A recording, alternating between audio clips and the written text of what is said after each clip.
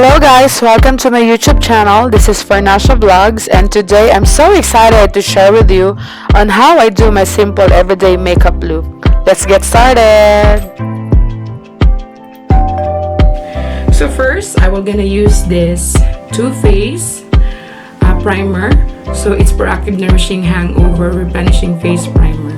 So bago po tayo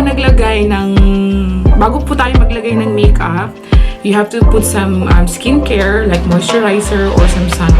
So that video will be uploaded for my skincare routine for the next video. So as of now, ito yung primer that I am using. So kahit pea size lang po.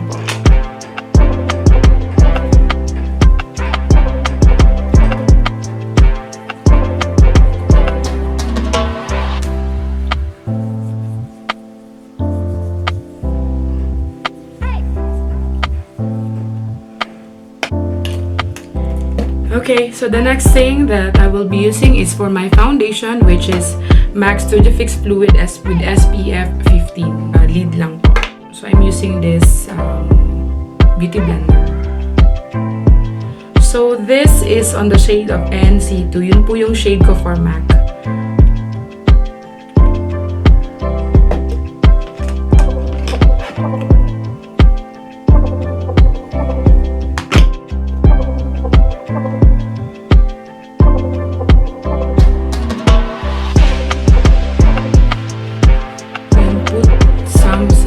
Para din po magbantay yung shade nyo po on your face and on your neck.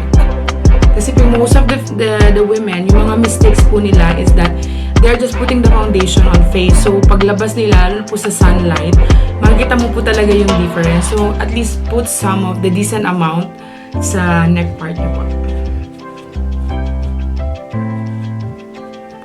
Ayan. So the next thing that I will put is my concealer. So I'm using this LA Girl Pro Conceal HD High Definition Concealer. So ito po. This is in the shade of Porcelain.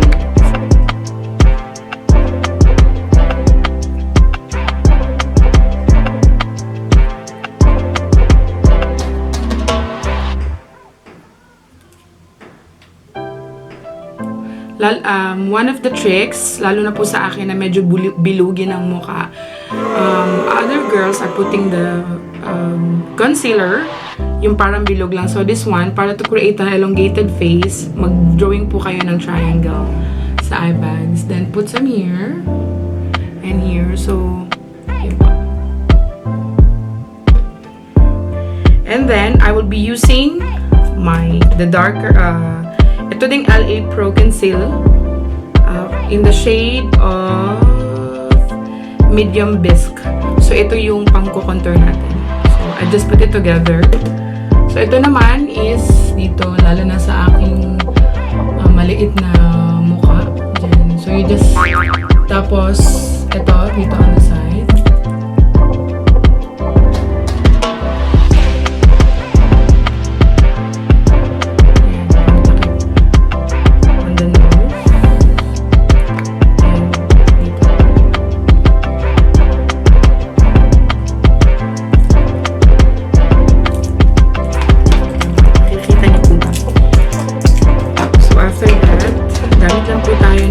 Blender. So I'm using my Evian facial spray, or you can use water in mixing the concealer. So spray or water will do.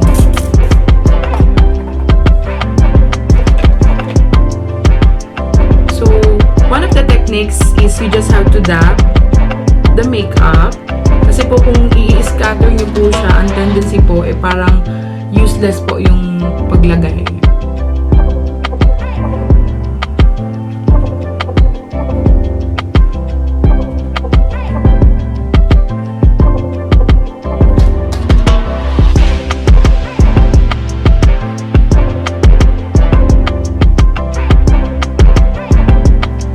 So ayan, kahit papano nagkaroon na po siya ng contouring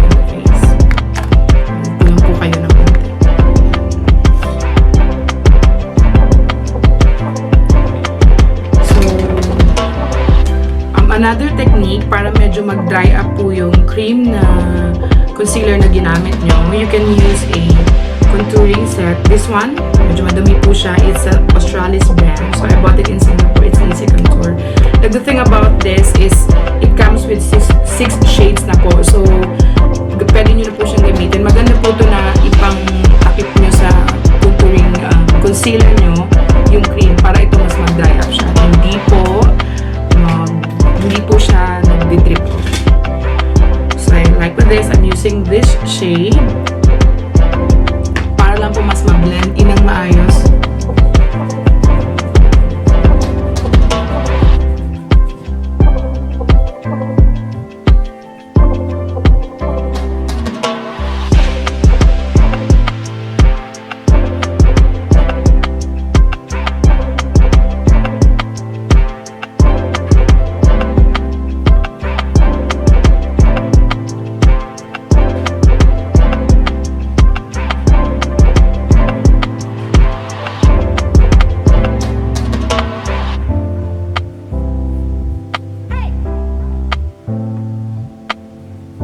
We're gonna bake my makeup para po paglabas nyo po hindi po magdi-drip off yung nagme-meltdown yung mga makeup. So this one, I'm using Revlon. It's a new complexion loose face powder. So it's in the shade of translucent number 1. Ayan po. So I will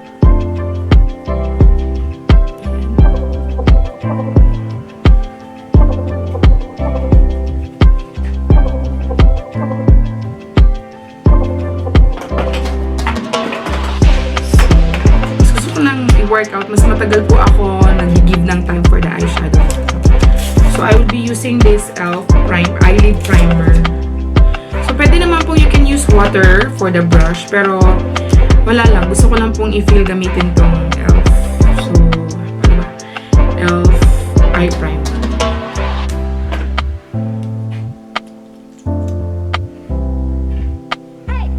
So pwede lang po na onti lang po yung ilagay niyo. The reason of putting primer sa mga bago maglagay ng mga eyeshadow or any makeup is that lalo na po for heavy events or kung may mga events kayo, mga mamshies na for the whole day, maganda po talaga mag-primer kasi dumidikit po talaga yung mga products on your face. Ayan. So, for the eyeshadow, as I mentioned po, ang theme for today is I would like to put some on a rose gold shade. So I chose 2 shades, which is Naked 3 and with a mix of Suiva Caramel Melange. So these products are being bought from Sephora, Singapore.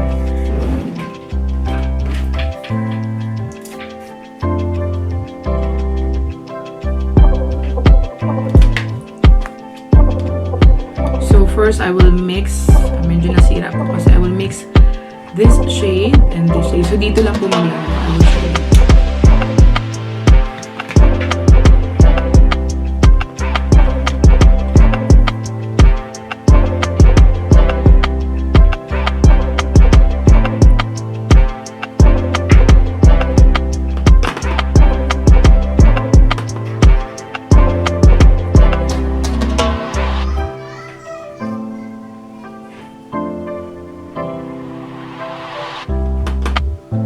So that is in the shade of Strange, yung pinaka-first po.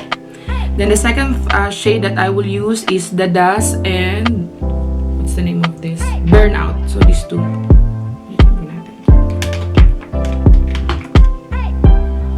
So with that, nilagyan ko lang yung lid since I'm a Chinese yung crease ko. So dito lang, ito lang. Parang binuo ko siya.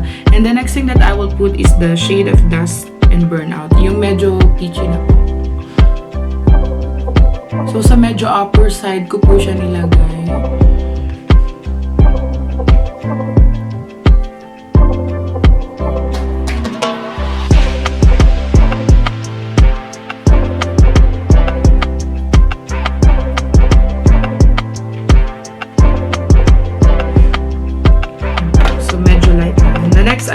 this shade of Buzz.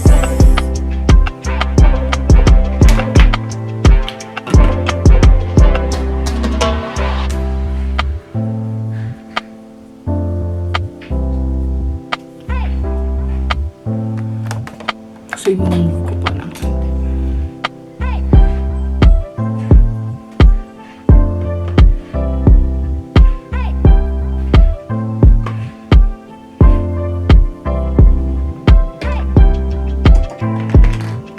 So, I will just draw. Unahin niyo po yung dito yung corner. Tapos, medyo less po dito na side.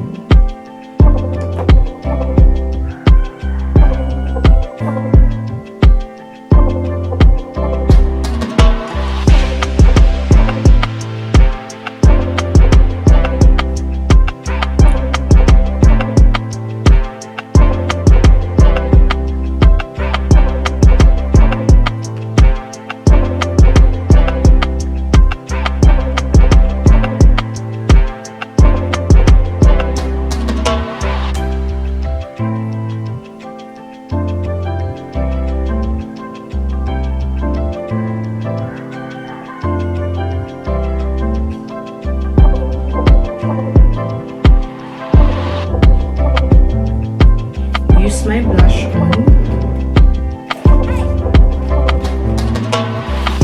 I'm using this Too Faced. So it's a Mary McDonald exclusive pattern design by Mary McDonald. So ano po to, special edition. So I will be using this Melt into Spring shade. Medyo light lang.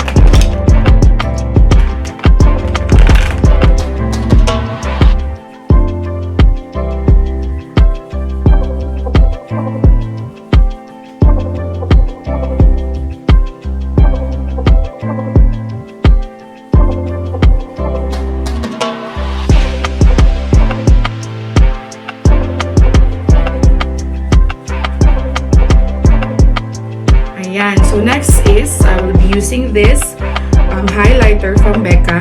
It's in the shade of Opal. So ito lang yung mini size nila. So you just have to highlight some of the area. So here.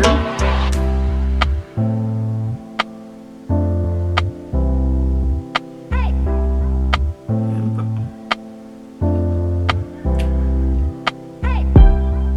So you just have to dab a bit kasi kung i-mix niyo po siya, mawawala po yung kintab. Ayan. So according to the reviews, yung Becca po ang pinaka-best highlighter.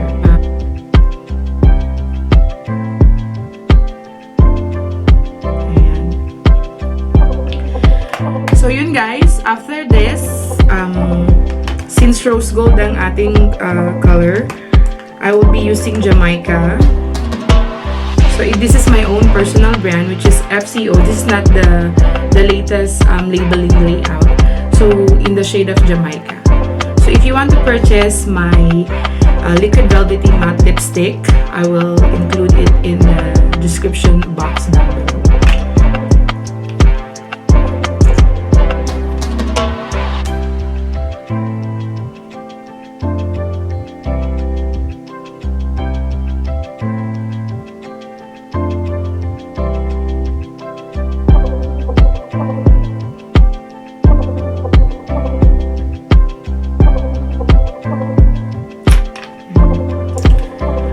So to finish this look guys, tatapusin ko lang to and I will get back to you. Okay? So this is my final look. So naglagay lang po ako ng contact lenses and eyelashes. So here it is.